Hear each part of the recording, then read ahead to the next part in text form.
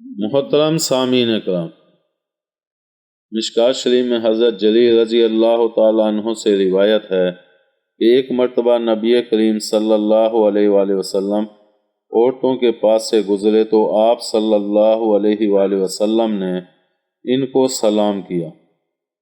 تشریح میں محدثین فرماتے ہیں یہ بات حضرت صلی اللہ علیہ وآلہ وسلم کی ذات گرامی کے ساتھ مخصوص تھی، کیونکہ کسی فتنے و شر میں حضرت صلی اللہ علیہ وآلہ وسلم کے مبتلا ہونے کا کوئی خوف و خطر نہ تھا، اس لیے آپ صلی اللہ علیہ وسلم کے لیے عورتوں کو بھی سلام کرنا روا تھا۔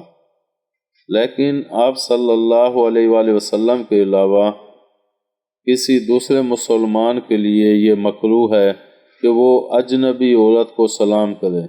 اگر کوئی عورت اتنی عمر رسیدہ ہو کہ اس کے تئیں کسی فتنے و شر میں مبتلا ہونے کا کوئی خوف نہ ہو اور نہ اس کو سلام کرنا دوسروں کی نظروں میں کسی بدگمانی کا سبب بن سکتا ہو تو اس کو سلام کرنا جائز ہوگا۔